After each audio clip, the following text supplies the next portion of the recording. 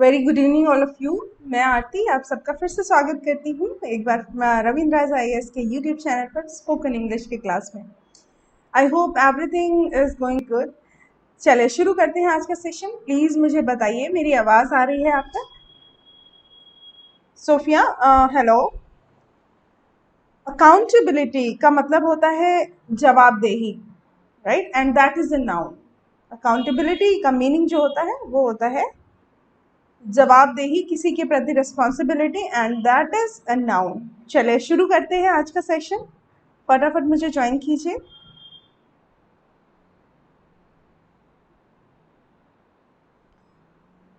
Well, so 15-minute vocabulary session for the spoken session.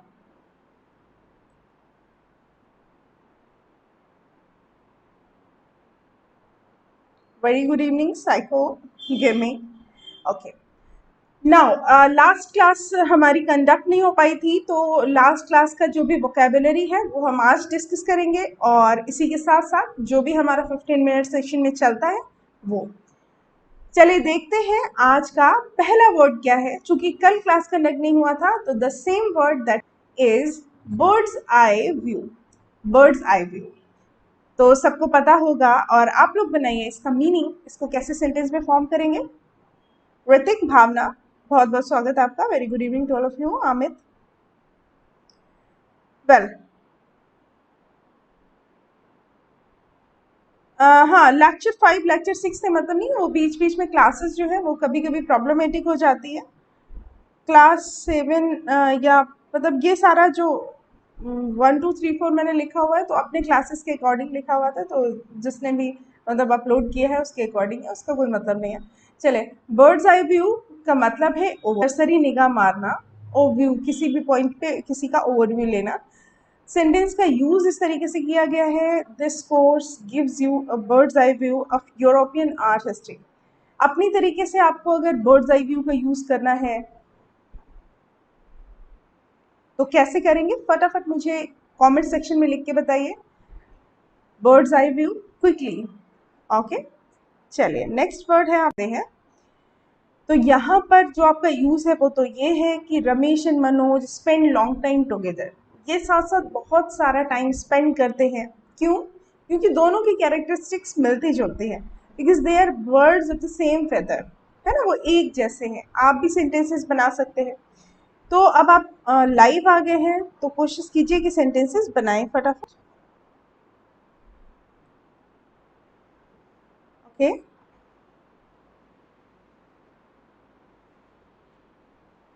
हम्म,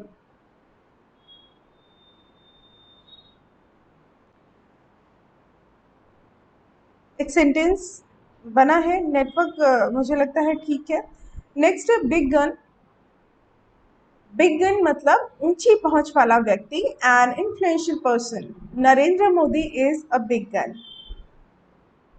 तो ये मैंने आपको कल सेंटेंस बताया था, इसीलिए मैं थोड़ा स्पीड में इनको ना समझाते हुए आगे बढ़ रही हूँ।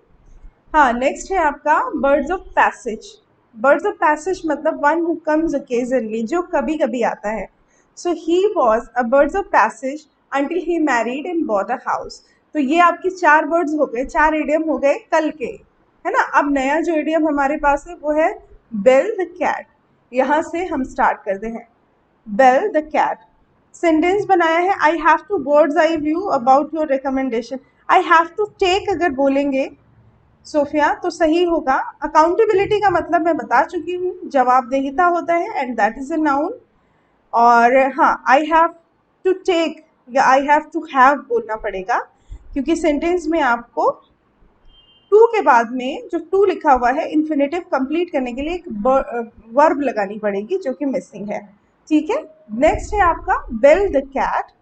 बिल द कैट का मतलब है कि किसी के लिए, किसी भी एक्शन के लिए पहला स्टेप लेना जो बहुत ही खतरनाक हो सकता है, जोखिम उठाना, राइट, जोखिम उठाना। ऋतिक ने सेंटेंस बनाया है, from the plane, by plane we had a birds eye view of Jharkhand. हाँ, ये लगभग लगभग सही है, आपने जैसे यूज किया, बट फ्रॉम द प्लेन नहीं, बाय प्लेन होगा। Ravinder sir is a big gun. Okay, that's a nice sentence. हाँ, नेक्स्ट है यहाँ पे सेंटेंस ये बना हुआ है, a man is a hero if he can build the cat. कोई मैन है, वो हीरो है अगर वो क्या कर सकता है, बिल्ड कैट, अगर वो कोई भी पर्सनल रिस्क ले सकता है, जोखिम उठा सकता है। So that is very nice. Next sentence है आपका, between the devil and the deep sea. मतलब अब यहाँ जैसे आपका वर्ड पूरा सेंटेंस दिखा, उसका मीनिंग भी वैसा ही होगा। बिटवीन टू डिफिकल्ट सिचुएशन, दो गंभीर परेशानियों के बीच होना, है ना, इधर कुआं इधर खाई, ऐसी जब सिचुएशन बनती है तो उसको बोलते हैं। Okay, she is now between the devil and the deep sea in this matter. वो इस मैटर में दो बहुत ही ज्यादा प्रॉब्लमेटिक सिचुएशन के बीच में है, फंस गई है। राइट, तो इस तरीके से ये सेंटेंस बनाएंगे। याद हो रहा होगा आपको बहुत आराम से, बिकॉज ये अच्छे वर्ड्स हैं, इंटरेस्टिंग भी हैं। ओके, चलिए। हाँ, नेक्स्ट है आपका ब्लाइंड डेट। कभी सुना है, आपने सुना होगा बहुत ज़्यादा कि people are going to kind of blind date. क्यों बोलते हैं ऐसे, क्या मतलब होता है? सो ब्लाइंड डेट का मतलब होता है किसी अनजान व्यक्ति से मिलना। ऐसा मतलब प्लानिंग करके, ऐसा नहीं है कि जा रहे हैं आंखें बंद करके किसी से टकरा गए। प्लानिंग करके जब हम किसी से मिलते हैं जिससे हम पहले कभी नहीं मिले, तो वो होती है एक blind date. Right, a meeting between a girl and a boy who have not met before. मतलब ऐसा नहीं है कि गर्ल एंड बॉय के बीच की मीटिंग हो, बिकॉज चीज़ें बदल चुकी हैं। बॉय एंड बॉय के बीच भी मीटिंग हो सकती है, एंड गर्ल के बीच भी। ओके, सानिध्य, टैंगल टैंगल हो रहा है क्या, टैंगल हो रहा है, या आप कुछ बताने की कोशिश कर रहे हैं? पूरी बात लिखिए, थोड़ी आधी बात लिखेंगे तो मुझे मतलब मैं कंफ्यूज हो जाऊंगी कि आप क्या कहना चाह रहे हैं, इसीलिए थोड़ा सा और टाइप करने की कोशिश कीजिए। हाँ, सोफिया ने सेंटेंस भेजा है, I M in between the devil and the deep sea, that should I prepare UPSC. आपको लगाना है वेदर आई प्रिपेयर यूपीएससी और सीजीएल, यूपीएससी सीएससी और सीजीएल। हाँ, ठीक है, सेंटेंस सही है लगभग लगभग। नेक्स्ट है ब्लाइंड एलए। ब्लाइंड एलए का मतलब है, हाँ, तो ब्लाइंड डेट पहले आपने सेंटेंसेस का एग्जाम्पल मैंने नहीं दिया। My wife and I first met on the blind date, पहले मिले एक ब्लाइंड डेट पर, अरेंज्ड बाय हर सिस्टर, जो कि उसकी सिस्टर ने अरेंज की, अरेंज्ड बाय हर सिस्टर। हाँ, नेक्स्ट है ब्लाइंड एलए। ब्लाइंड एलए एक ऐसी सिचुएशन जिसमें आगे no further progress can be made. ये एक इम्पॉर्टेंट इडियम है आपके एग्जाम पर्पज से भी। क्या लिखा हुआ है, ब्लाइंड ले। हाँ, एंटैंगल, जो एंटैंगल है, एंटैंगल का मतलब फंसा होना होता है। एग्जैक्टली, मैं समझ गई, आपने जब पूरा लिखा एग्जैक्टली। इंटैंगल का मतलब फंसा होना, और अनटैंगल का मतलब होता है सुलझा देना, वो उसका एंटोनिम हो गया, तो tangle is the right word for that. हाँ, ब्लाइंड एले का मतलब है ऐसी सिचुएशन जहां पर आगे किसी भी तरीके की प्रोग्रेस ना हो सके। The internet has proved a blind delay for many firms. बहुत सारी ऐसी फर्म्स हैं जिनके लिए इंटरनेट क्या प्रूव हो चुका है, एक ब्लाइंड डिले, जिसमें कोई भी प्रोग्रेस आगे नहीं हो सकती। ओके, ओके, तो यहाँ पर जो वर्ड्स थे वो कौन कौन से थे, ब्लाइंड डेट एंड ब्लाइंड एले, ब्लाइंड से जुड़े हुए दो वर्ड्स। ओके, नेक्स्ट है आपका बॉडी एंड सोल। ये स्पोकन में आप बहुत यूज कर सकते हैं, बॉडी एंड सोल मतलब जब भी आपको एंटायरली किसी बात को बोलना हो तो आप बोल सकते हैं बॉडी एंड सोल, एंटायरली। जैसे कि उसने अपना पूरा, मतलब अब किसी को अपना 100% देना है, स्पेशली इसका मतलब हो गया किसी को अपना 100% देना।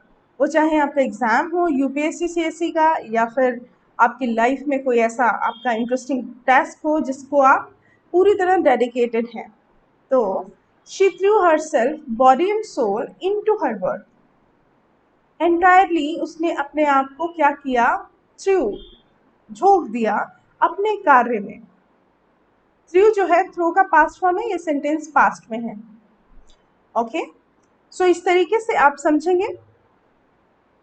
ट्रैप का मतलब होता है जाल। पता नहीं आपने क्या पूछा है, हो सकता है इसी का कोई क्वेश्चन पूछा। नेक्स्ट है आपका blue book. Body and soul का तो आप तो बहुत यूज कर सकते हैं कि, हाँ, नेक्स्ट है आपका ब्लू बुक। ब्लू बुक एक ऐसी बुक होती है जो पर्टिकुलरली एक गवर्नमेंट रिपोर्ट होती है। हाँ, नेक्स्ट है, और इससे बना सेंटेंस है, should I bring a blue book for the test. मतलब टेस्ट करने के लिए अगर कोई मिनिस्टर आया है तो उसको अगर देखना है, इंस्पेक्शन करने आया है, तो वो ब्लू बुक लेकर के ब्लू बुक मंगाएगा, जिसमें वो सारी चीज़ें इंफॉर्मेशन होंगी। गवर्नमेंट से रिलेटेड रिपोर्ट होती है, तो कोई भी रिपोर्ट जिसमें गवर्नमेंट का हाथ है तो वो एक ब्लू बुक बन जाएगी, पूरी लिस्ट। ओके, नेक्स्ट है एक बहुत ही इंपॉर्टेंट वर्ड, ब्लू ब्लड। सो आप में से काफ़ी इस वर्ड को यूज़ करते होंगे, ब्लू ब्लड को। ब्लू ब्लड बेसिकली रॉयल और अरिस्टोक्रेटिक डिसेंट, शाही व्यक्ति। शाही व्यक्ति, ऐसा पर्सन जो कि मतलब राजशाही से निकला हो, रॉयल हो, अरिस्टोक्रेटिक हो, उसको बोलते हैं ब्लू ब्लड। जैसे यहाँ पर लिखा हुआ है, Amitabh Bachchan is a blue blood. इसकी जगह पे आप अपनी तरीके से जो आपको लगे वो सेंटेंस बना सकते हैं। मैंने अमिताभ बच्चन बोला तो ज़रूरी नहीं कि इनके अलावा और कोई ब्लू ब्लड नहीं है, तो it is all up to you. Okay, हाँ, ऋतिक बोल रहे हैं, somebody asked me who bells the cat, that was the end of the class. Who bells the cat where?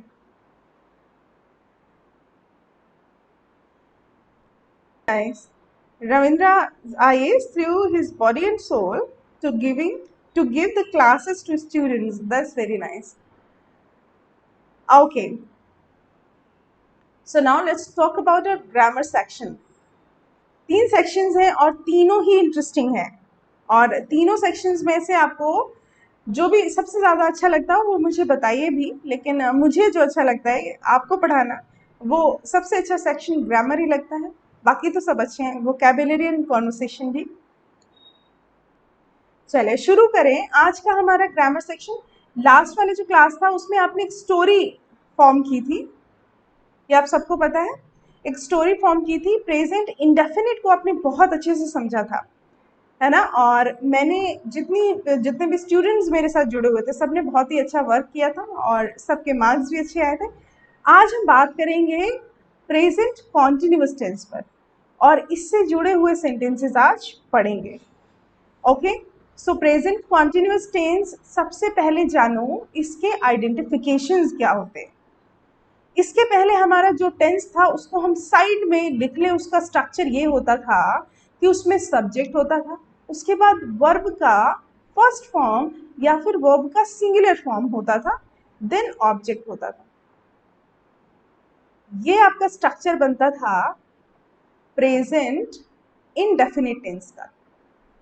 और प्रेजेंट इंडेफिनिट टेंस का यही स्ट्रक्चर कई जगह पर अलग अलग भी दिखता था आपको। जैसे यहाँ पर वर्ब का फर्स्ट फॉर्म की जगह पर कभी कभी, फिफ्थ फॉर्म की जगह पर कभी कभी लिंक वर्ब लिखते थे, यहाँ पर सब्जेक्ट कॉम्प्लीमेंट लिखते थे, बट अल्टीमेटली वो इसी से मिलता जुलता था, उसको भी वर्ब का फर्स्ट फॉर्म या फिफ्थ फॉर्म बोलते हैं। आज बात करेंगे कॉन्टिन्यूअस टेंस की। कॉन्टिन्यूअस टेंस क्या होता है पहले जानेंगे। हाँ, देखो, कोई भी एक्शन आपकी लाइफ में कब कॉन्टिन्यूअस टेंस बोलेंगे, प्रेजेंट में कोई भी एक्शन प्रोग्रेस में रह रहा होगा, when the action is in progress and we use present continuous tense. Of course, जब भी कोई एक्शन प्रोग्रेस में होगा, जैसे आप अभी इंग्लिश पढ़ रहे हैं, आप अभी इंग्लिश पढ़ रहे हैं, मैं इंग्लिश पढ़ा रही हूँ, आप बैठे हुए हैं, हवा चल रही है, मतलब कोई भी एक्शन जो प्रोग्रेस में है, तो उन सब में आप क्या करेंगे, कॉन्टिन्यूअस टेंस का यूज करेंगे। और कैसे कॉन्टिन्यूअस टेंस का यूज होगा, इसमें आपको सब्जेक्ट के साथ साथ हेल्पिंग वर्ब की जरूरत पड़ेगी। हेल्पिंग वर्ब मतलब इज, एम, आर, ये आपकी हेल्पिंग वर्ब्स हैं। जबकि प्रेजेंट इंडेफिनिट टेंस में आप डायरेक्ट मेन वर्ब के फॉर्म्स यूज कर रहे थे, लेकिन प्रेजेंट कॉन्टिन्यूअस टेंस में आपको हेल्पिंग वर्ब यूज करनी पड़ेगी। सोफिया कह रहे हैं she does not get up early in the morning. हाँ, ये सेंटेंस तो प्रेजेंट इंडेफिनिट है। Sanita, we must learn kung fu to break evil's bones with soul and body. हाँ, इंटरेस्टिंग। ओके, सो अब आते हैं इसमें, आगे बढ़ते हैं थोड़ा सा। अब देखो, यहाँ पर मैंने इसका स्ट्रक्चर लिखा कि subject, helping verb and then verb का फोर्थ फॉर्म। वर्ब का फोर्थ फॉर्म क्या होता है? वर्ब का first form plus ING. So ये सबको पता है, वर्ब का फर्स्ट फॉर्म आईएनजी, ये अफर्मेटिव सेंटेंस का स्ट्रक्चर होता है। अब जैसे आपको सेंटेंस बनाना है कि ये सारे लोग बैठे हुए हैं, तो ये प्रोग्रेसिव एक्शन है। कैसे बनाएंगे फटाफट बताइए। ये सारे लोग बैठे हुए हैं, यहाँ पर मैं लिख देती हूँ सारे लोग या ये सारे लोग, इसको इंग्लिश में कैसे बोलेंगे? यहाँ बैठे हुए हैं भी लगा सकते हैं, ये सारे लोग यहाँ बैठे हुए हैं। ये एक ऐसा एक्शन है जो कि प्रोग्रेसिव है।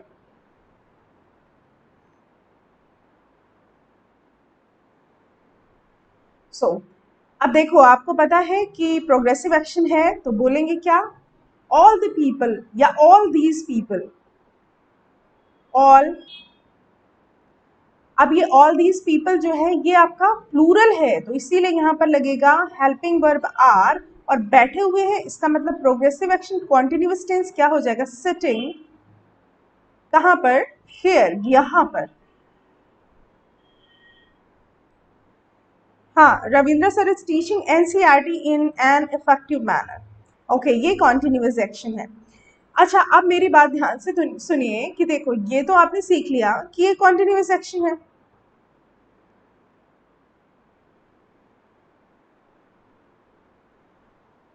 अब आपको जानना ये है, कुछ ऐसी वर्ब्स होती हैं आपकी जिनको आप आईएनजी फॉर्म में स्पोकन में भी यूज नहीं करते, है ना? कुछ ऐसी वर्ब्स होती हैं जिसको आईएनजी फॉर्म में आप स्पोकन में यूज नहीं करते, अगर आप कर लेते हैं तो वो गलत हो जाती है। ऐसी कौन सी वर्ब है? अब आपको ये बताना है कि एक सेंटेंस है कि ही इज लविंग हर।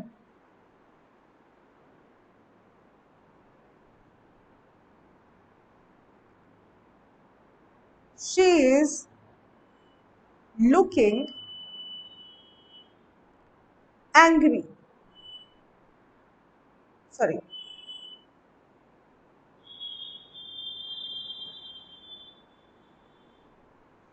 ये दोनों सेंटेंसेस सही हैं या गलत? मतलब ये दोनों कॉन्टिन्यूअस में है, दोनों का स्ट्रक्चर सही फॉलो हुआ है, तो क्वेश्चन ये है कि ये दोनों सही हैं या गलत?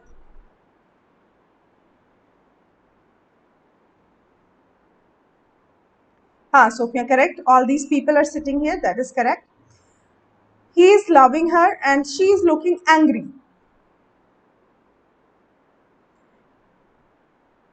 ये मैं इसलिए पूछ रही हूँ क्योंकि हम क्या करते हैं, स्पोकन के टाइम पर हम हर वर्ब को आईएनजी फॉर्म में बोल तो देते हैं, लेकिन यहाँ पर मैं आपको कुछ वर्ब्स ऐसी बताने वाली हूँ जो हम रोज यूज तो करते हैं, लेकिन उनका आईएनजी फॉर्म तब तक नहीं बनता जब तक हम उनको एक्शन में नहीं लाते, राइट?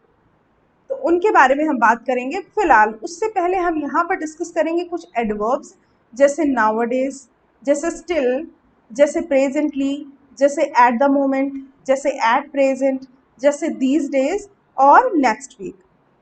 बहुत सारे एग्जाम्स ऐसे हैं, मैंने जैसे यूपीएससी सीएससी का क्वालिफाइंग पेपर इंग्लिश का उसका नाम लिया, जहाँ पर आपको ऐसे ही क्वेश्चंस का प्रॉब्लम दिया जाता है जो आपको सॉल्व करना होता है, जहाँ पर लिखा होता है कि she is working here nowadays या शी वर्क्स हियर नाउअडेज। तो इन दोनों सेंटेंसेस में क्या फ़र्क है और कौन सा गलत कौन सा सही? तो हमें ये देखना है कि ये जब भी एडवर्ब्स आएंगे कभी भी, तो ये हमेशा प्रोग्रेसिव एक्शन यानी कॉन्टिन्यूअस टेंस लेके आएंगे। ओके, हाँ, जैसे लिखा हुआ है नाउअडेज, तो अभी मैंने सेंटेंस बनाया। दूसरा सेंटेंस है स्टिल, जैसे आपने बोला they are still waiting for us. Presently, जैसे मैंने बोला कि they are presently working at Ravindraj IAS. Next है एट द मोमेंट, जैसे मैंने ही बोला कि at the moment I am teaching you. Same thing, at present I am teaching you English. these days you are learning spoken English. Next week, so I am going to Mumbai next week. सो इस तरीके से sentences सारे ही continuous tense में बनेंगे। अब ये देखो, देखो अब यहाँ पर क्या है, अतुल, हाँ आपने कहा गलत सेंटेंसेस, ओके, ये जो सेंटेंसेस हैं ये गलत हैं। एग्जैक्टली क्यों गलत हैं इनके बारे में आगे देखते हैं।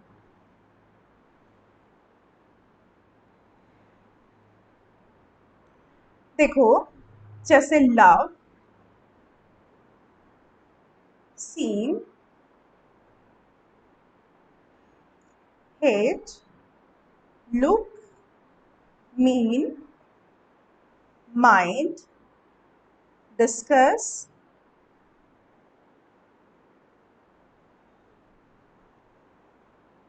नो, रिजेंबल, ये कुछ ऐसी वर्ब्स हैं। और भी हैं जैसे सी, जैसे लुक, जैसे हेयर, जैसे टेस्ट। यहाँ पर जो, अच्छा लुक डबल हो गई, यहाँ पर जो ये वर्ब्स हैं ये सबसे ज्यादा यूज की जाती हैं स्पोकन में।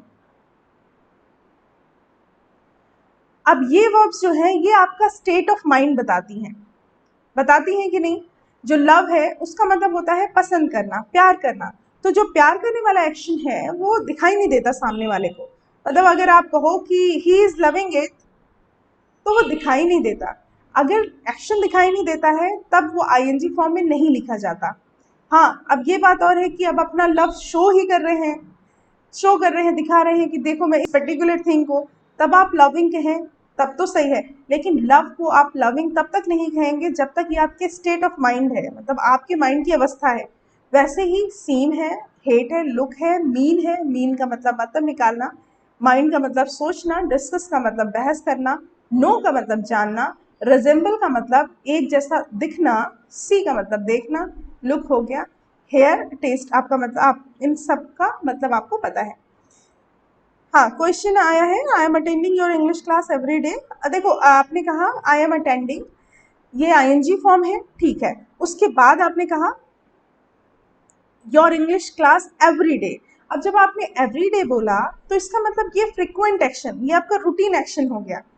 तो एवरी डे नहीं बोलना है, नाउ अ डेज बोलना है। और अगर एवरी डे यूज ही करोगे तो ऐसे बोलोगे कि I attend your English class, या I attend this class every day. लेकिन आईएनजी फॉर्म बोला तो आपको अपना एडवर्ब चेंज करना पड़ेगा, बाकी ये सेंटेंस करेक्ट है, एडवर्ब डेज लगाएंगे। Okay Atul, there is no work done for, why I didn't get it. She is to be angry, no she is angry भी बोल सकते हैं, टू बी एंग्री। बस मेरे कहने का मतलब है कि जब तक ये चीजें, ये verb state of mind show करें तब तक आप उनको आईएनजी फॉर्म में ना बोलेंगे ना लिखेंगे। सो अब देखो लोग बोल देते हैं कि यू आर लुकिंग एंग्री या शी इज लुकिंग एंग्री। जैसे यू आर लुकिंग ब्यूटीफुल बहुत सारे लोग बोलते हैं, उसकी जगह पर आप कभी नेटिव स्पीकर को इंग्लिश बोलते सुनोगे ना तो वो कभी ये नहीं बोलेंगे, वो बोलेंगे यू लुक ब्यूटीफुल। ठीक है, यू लुक ब्यूटीफुल। वैसे ही हेट है तो शी इज हेटिंग मी ऐसे नहीं बोलेंगे, शी हेट्स मी बोलेंगे।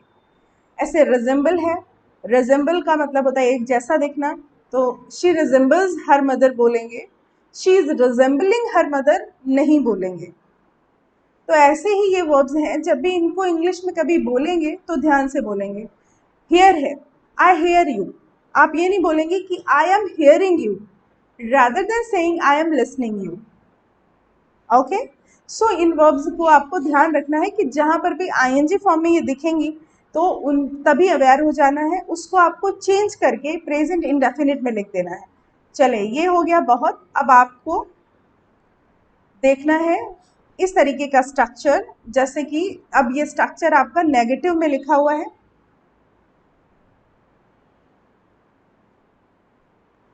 कोई भी सेंटेंस अगर आप प्रेजेंट कॉन्टिन्यूअस टेंस में बनाएंगे तो उसका नेगेटिव जो है वो ऐसे बनेगा कि हेल्पिंग वर्ब्स हैं उनके बाद आप नॉट लगा देंगे। And that is very simple, ये बहुत ही सिंपल है। एक एक टेंस हम रोज डिस्कस करेंगे जिससे कि आपको बहुत अच्छे से प्रिपेयर हो जाए। एक एक टेंस का मतलब एक दो दिन भी हो सकता है, और उस पर जो स्टोरी फॉर्म करेंगे उसमें शायद आपको काफ़ी मज़ा आएगा। नेक्स्ट है you are not taking the right decision. तुम राइट डिसीजन नहीं ले रहे हो, you are not taking the right decision. तो इसका मतलब यह है कि आर के बाद नॉट लगा हुआ है। नेक्स्ट है are you taking the right decision, ये इंटेरोगेटिव हो गया, और इंटेरोगेटिव का मतलब आपको पता है क्या होता है, हेल्पिंग वर्ब जो है उसको सब्जेक्ट से पहले रख देना, ये आपके हेल्पिंग वर्ब है। तो इंटेरोगेटिव कोई भी फॉर्म होगा उसमें हेल्पिंग वर्ब को सब्जेक्ट से पहले रख देंगे। हाँ, नेक्स्ट है why are you taking the right decision, ये WH क्वेश्चन है, इसको जब बनाएंगे देन बीच में आप अपनी हेल्पिंग वर्ब लिखेंगे, उसके बाद आपका सब्जेक्ट आएगा, देन आपकी वर्ब की जो फोर्थ फॉर्म आती है वो आता है। हाँ, लिखा हुआ I am feeling anxiety, I feel anxiety होगा। मैंने अभी बताया कि फील जो है वो भी स्टेट ऑफ माइंड बताती है, यहाँ पर मैं लिख देती हूँ। जो फील वर्ब है वो भी आपके स्टेट ऑफ माइंड तो समझते हैं ना, माइंड की अवस्था। अच्छा, ज़्यादा डिटेल अगर चाहिए इस टॉपिक की तो आप सर्च करिए, मेरे नाम से एक स्टेटिव वर्ब का टॉपिक पड़ा हुआ है मेरे चैनल पर, वहाँ जाकर के आप सर्च कर सकते हैं इसे। ठीक है, तो हाँ, आई एम फीलिंग जो बोलते हैं उसकी जगह पर आई फील बोलना है। और देखो देखो इनको भी आईएनजी फॉर्म में बोलने के तरीके हैं, इनको आईएनजी फॉर्म में कुछ कंडीशन में बोल सकते हैं। वो कंडीशन इतनी है, या तो वो चीज़ एक्शन में हो रही हो, या तो फिर इन सबको प्रेपोजिशन के बाद में लिखना चाहे। हाँ, they are not living here सही है। मैं यहाँ बैठा हूँ, अच्छा मैं यहाँ बैठा हूँ, इसका ट्रांसलेशन ये कॉन्टिन्यूअस एक्शन है, तो सारे जानते होंगे, बताएंगे कि आप यहाँ बैठे हुए हैं, that means I am sitting here, इसी के बारे में हम बात कर रहे थे। I am sitting here, day to day life में जब कॉन्वर्सेशन चलता है तो ऐसे बहुत सारे सेंटेंसेस आप बोलते हैं। I am sitting here, I am talking to you, किसी से मिलते हैं तो बोलते हैं कि क्या कर रहे हो आजकल, तो बताते हो कि कहाँ जा रहे हो, where are you going, what are you doing, इस तरीके से सेंटेंसेस सब आपके कॉन्टिन्यूअस एक्शन में आते हैं। ओके, हाँ एक चीज़ और है कि कॉन्टिन्यूअस एक्शन वही होता है, अब आप ऐसी बातें बताएं कि मैं कई दिनों से इंग्लिश पढ़ रही हूँ, इसकी इंग्लिश जो है वो कॉन्टिन्यूअस नहीं होगी, वो होगी परफेक्ट कॉन्टिन्यूअस। ये दोनों फ़र्क आपको मैं आगे समझाऊंगी। जैसे आप किसी से बात करते हैं, उसे कहते हैं मैं इन दिनों इंग्लिश पढ़ रही हूँ, मैं इन दिनों इंग्लिश पढ़ रही हूँ। तो इसको अगर आप ऐसे बनाएंगे कि I have been learning English, तो ज़्यादा इम्पैक्ट डालेगा। बाकी आप ऐसे भी बना सकते हैं कि I am learning English these days, but अगर आप present continuous perfect continuous tense में बनाएंगे तो ज़्यादा इम्पैक्ट डालेगा। वो हम आगे डिस्कस करेंगे कैसे बनाना है उसको। हाँ, with whom are you going, ठीक है, करेक्ट है। Are you going to help him, सही है। They are not living here, ये बहुत ही सिंपल सेंटेंस है, और इंडिया में जो लोग इंग्लिश बोलते हैं या बोलने की कोशिश करते हैं तो ये वाला टेंस बहुत ज़्यादा यूज़ करते हैं, ये अच्छी बात भी है। Why are they living together? That is none of your business, Ritik. Okay, चले अब आते हैं यहाँ पर कुछ सेंटेंसेस जिनको आपको बनाना है।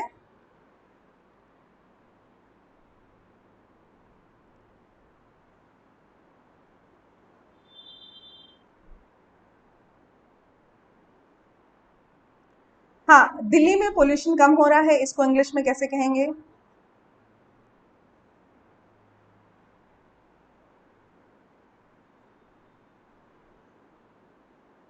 मैं अब गरीब बच्चों के लिए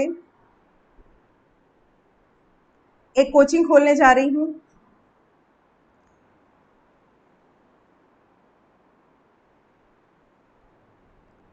हाँ, ये सेंटेंसेस आपको बनाने हैं, जा रही हूँ या जा रहा हूँ, जो भी आप लिखना चाहें।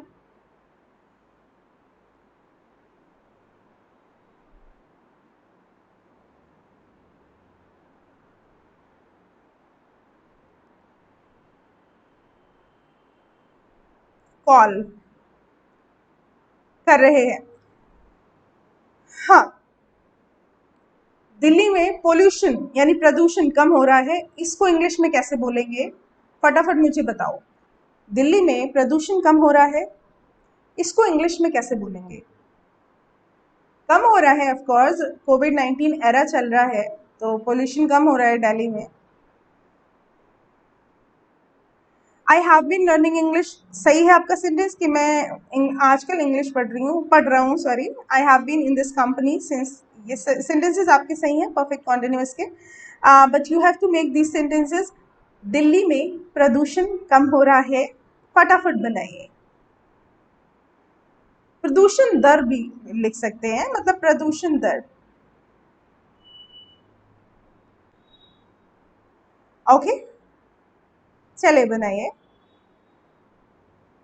ये टाइम तो परफेक्ट है स्पोकन के लिए, या you are gonna suggest any new time for that? I think that is okay. हाँ, मुझे ये भी जानना है आप लोगों से कि जब से ये क्लास स्टार्ट हुई है तब से आपने कितने इंग्लिश वर्ड्स या सेंटेंसेस यूज किए अपनी लाइफ में?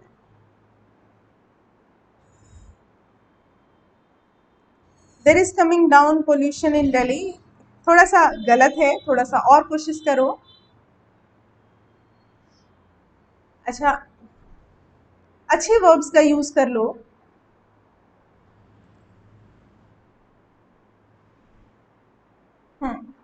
अब जैसे pollution rate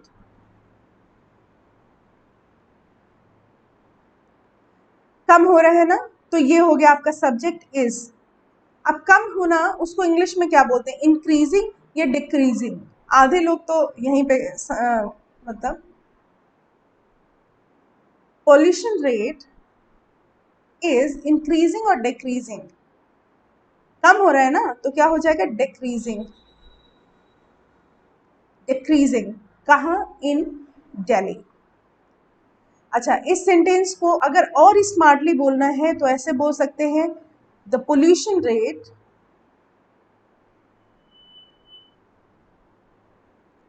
is getting decreased, getting decreased in Delhi। ये दो तरीके हैं, आप ये भी बोल सकते हैं डिक्रीजिंग, गेटिंग डिक्रीज्ड भी बोल सकते हैं। स्मार्टली हमने गेट के साथ आईएनजी लगाया, दोनों ही आईएनजी फॉर्म में है, ठीक है। दूसरा सेंटेंस है, मैं अब गरीब बच्चों के लिए एक कोचिंग खोलने जा रही हूँ। या आप और भी सेंटेंसेस इसी टाइप के बना सकते हैं कि मैं अब गरीब बच्चों के लिए एक स्कूल खोलने जा रही हूँ। इसको कैसे बोलेंगे? हाँ, डिक्रीजिंग इज करेक्ट। ऋतिक ने बोला है I am going to, Sophia ने भी आंसर दिया है, I am going to be establish नहीं, आप स्टैब्लिश नहीं होने जा रहे हैं, आप स्टैब्लिश करने जा रहे हैं। I am going to open a coaching centre for poor children, ठीक है। ये ऋतिक ने जो बोला वो सही है। चिल्ड्रन है, उसके साथ में एस लगाने की कोई ज़रूरत नहीं है, वो खुद ही प्लूरल है, ठीक है। ये आपने सबने बना दिया। मैं बोल देती हूँ कि I am going to start a coaching centre, I am going to start a coaching centre for किसके लिए, गरीब बच्चों के लिए, for the poor children out there. I am going to open बोल सकते हैं, बट सबसे अच्छी बात है कि I am going to start बोलेंगे। I am going to start. देखो, ओपन चीजें वो होती हैं जिनको आप क्लोज कर देते हो फिर ओपन कर देते हो वहां पर, लेकिन जब यहाँ पर लिखा है कि खोलने जा रहे हैं तो इसका पूरा मतलब है कि आप शुरू करने जा रहे हैं। यहाँ पर ओपन का यूज बेसिकली लोग कर लेते हैं बट गलत है, तो इंग्लिश को समझने में थोड़ी सी ही मेहनत करनी है। यहाँ पर अगर ओपन करने की बात होती तो आप ये कहते कि भाई कोविड-19 चल रहा था, मैंने शट डाउन कर दिया, then I am gonna open it. लेकिन अभी क्या है, you are gonna start something, तो उसको उसी तरीके से देखेंगे, that is as simple as that, ठीक है। I am opening a coaching centre, इसकी जगह पर अगर ये लिखेंगे कि I am gonna start, I am going to start, तो ज़्यादा सही होगा। वे मुझे रोज़ कॉल कर रहे हैं, इसकी इंग्लिश क्या होगी? That is quite interesting. वे मुझे रोज़ कॉल कर रहे हैं, इसको कई तरीके से बना सकते हैं। एक बात और मैं आप लोगों को बता दूं, स्पोकन तो ठीक है, लेकिन हिंदी से इंग्लिश का ट्रांसलेशन ज़रूरी नहीं है कि सेम हो। तो वे मुझे रोज़ कॉल कर रहे हैं, आप लोग बनाएंगे they are calling me every day, जो भी इसको ऐसे बनाएगा कि they are calling me every day, वो गलत बनाएगा। हाँ, और जो बनाएगा कि they call me every day, वो सेंटेंस सही होगा कि वो मुझे रोज कॉल करते हैं। लेकिन इस सेंटेंस का नेचर इन सबसे अलग है। इस सेंटेंस का नेचर इन सबसे अलग है। ये सेंटेंस कह रहा है कि वो मुझे रोज कॉल कर रहे हैं, इसका मतलब मैं उनकी कॉल से परेशान हो रही हूँ। तो यहाँ रोज का मतलब है लगातार। इसको इंग्लिश में बोलेंगे दे आर, या ही इज अगर कोई अकेला है, कॉलिंग मी। यहाँ पे एक एडवर्ब लगाएंगे कॉन्टिन्यूसली, कॉल मी लिख दिया, sorry, calling me, they are calling me continuously. तो ये कॉन्टिन्यूसली आ जाएगा, जिससे आप तब बोलते हैं जब आप चीज़ों से परेशान हो जाते हैं।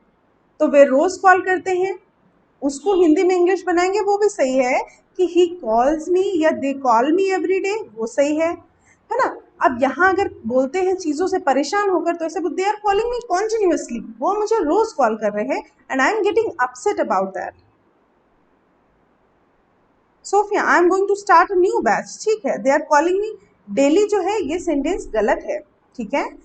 यहाँ पर जो हिंदी लिखी हुई है ना, हमें इसके नेचर को पहचानना है। यहाँ डेली कॉल, डेली एडवर्ब हमेशा प्रेजेंट इंडेफिनिट में यूज होता है, तो हमेशा हमें नेचर को पहचानना है। अगर हम डेली यूज करेंगे तो हम सेंटेंस को कॉन्टिन्यूस में नहीं, प्रेजेंट इंडेफिनिट में बनाएंगे कि they call me every day, तब सही होगा। या फिर they are calling me continuously. तो ये ज़रूरी नहीं है कि मैं आपको जो हिंदी में दे रही हूँ उसी की इंग्लिश बनानी है। Be smart, okay, try to create the sentence that looks beautiful.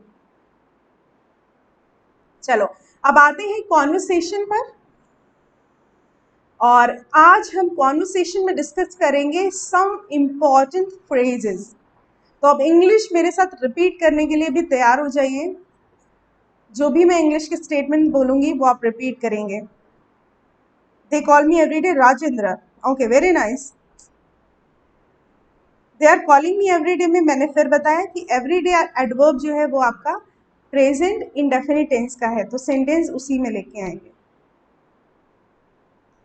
Okay, now let's get started with the session of spoken English, and that is of conversation. तो रिपीट करना स्टार्ट कीजिए। Why do you use these phrases? So first phrase for today is, repeat it with me, excuse me. कब बोलते हो आप excuse me? कभी बोला है? अगर नहीं बोला तो बोलना शुरू करो। कब बोलते हो एक्सक्यूज मी? देखो, when you need to get through but there is someone blocking your way, जब भी आप कभी किसी रास्ते से निकल रहे हैं और कोई है जो आपका रास्ता छोड़ नहीं रहा है, या फिर इंटरनेट चैटिंग ही चल रही है और आपके सामने बहुत सारे क्वेश्चंस लगे हुए हैं और आप अपना क्वेश्चन पूछना चाहते हो, आप चाहते हो ये ज़रा रुक जाए, क्वेश्चन पूछने में रुक जाए, तो आप क्या यूज़ करोगे? Excuse me. Nishant, thank you very much. I haven't yet. I haven't taken a tea yet. The tea actually. You can also say this phrase. आप इस phrase को तब भी बोल सकते हो politely. Get someone's attention. जब आपको किसी का attention चाहिए हो, right? Excuse me. For example, excuse me sir, you dropped your wallet. आपका पर्स गिर गया, वॉलेट गिर गया है आपका। Excuse me, do you know what time it is? Do you know what time it is? ऐसे ही बोलेंगे। अगर आपको किसी से टाइम पूछना है तो पूछेंगे do you know what time it is. अगर आपने पूछा व्हाट इज द टाइम, तो ये सब यूज नहीं करेंगे। जब भी गलत बोलेंगे तो ये सब यूज नहीं करेंगे। Basically excuse me, do you know what time it is, excuse me का काम हो गया। Nobody looks. सो मेरे से कॉन्वर्सेशन का फायदा है दैट मैं उसे करेक्ट भी करूंगी आपके स्टेटमेंट्स का। हाँ, दूसरा और बहुत ही ज़्यादा यूज किया जाने वाला जो वर्ड है वो है आई एम सॉरी। तो आई एम सॉरी का मतलब क्या होता है, कोई बताएगा? वेल, फटाफट बताइए कि आई एम सॉरी का मतलब क्या होता है। I am pretty much sure कि आप में से बहुत सारे लोग इसका सही मतलब अभी तक नहीं जानते होंगे। What is the meaning of I am sorry? Like, why do you use that sorry?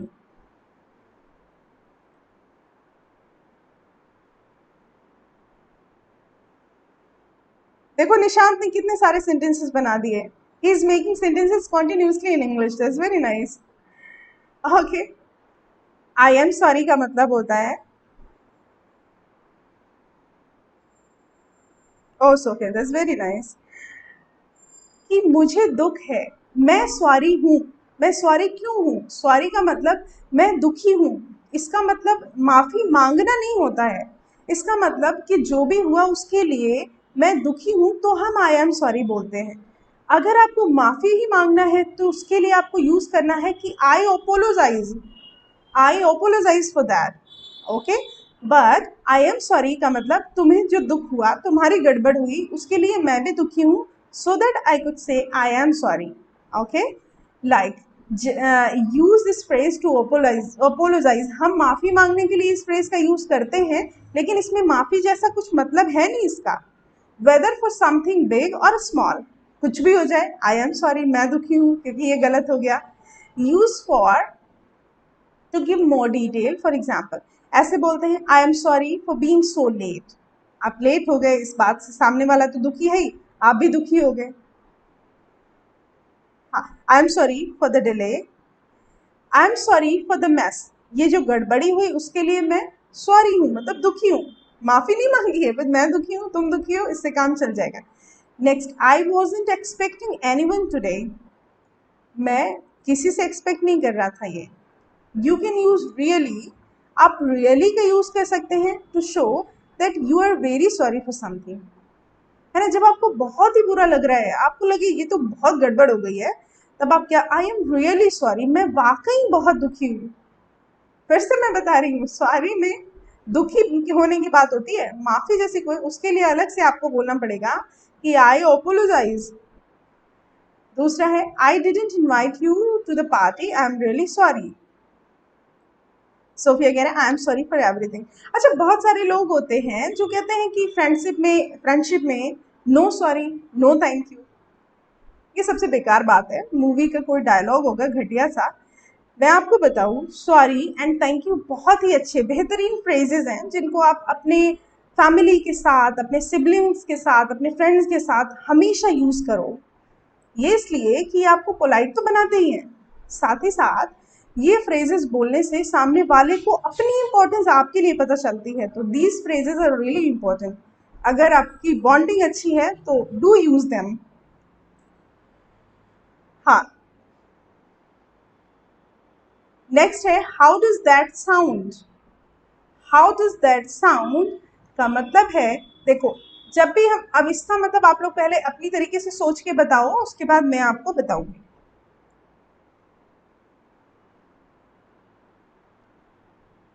मान लीजिए, इसका मतलब अगर हिंदी में डिक्शनरी में देखा फिर बोला तो गड़बड़ हो जाएगा. मान लीजिए आपके माइंड में कुछ बढ़िया सा प्लान चल रहा है. आप गए अपनी फैमिली के सामने, सारा प्लान रखा, मतलब that is a blueprint that I prepared, आपने फैमिली को बताया, तो वो खुश हो जाएंगे. उनको समझाई, तब आप पूछेंगे हाउ डज दैट साउंड. ये जो भी मैंने एक्सप्लेन किया, ये आपको कैसा लगा. ओके, तो जब आप कहेंगे कि ये आपको कैसा लगा, तो उसके लिए इंग्लिश में क्या बोलेंगे, how does that sound. If you suggest an idea और प्लान, अगर आप कोई आइडिया और प्लान देते हो किसी को, तो ये फ्रेज यूज करते हो. दूसरे क्या सोचते हैं ये जानने के लिए.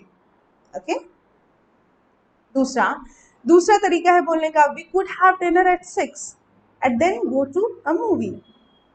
How does that sound. तो हमारी प्लानिंग ये है कि 6 बजे तक हमारा डिनर हो जाएगा, तब हम मूवी जाएंगे. तो कैसा लगा हमारा प्लान. इस तरीके की बातें के लिए क्या बोलेंगे, हाउ डज दैट साउंड. तो ये वाला फ्रेज आपको कल दिन में 4 बार पानी के साथ यूज करना है, जैसे मेडिकेशन होता है. दूसरा, let's hire a band to play music and Brian can photograph the event. चलो, एक बैंड जो है उसे हायर करते हैं. बैंड मतलब पीपल ग्रुप, म्यूजिक प्ले करने के लिए.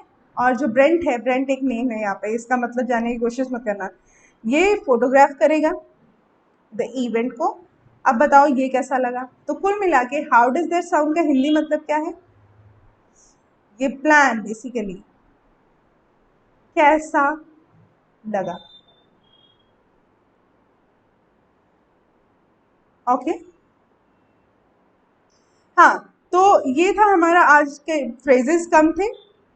सो happy independence day in advance to all of you. मिलते हैं अब मंडे को, आई गेस ये क्लास अब मंडे को होगी। Stay tuned and see you.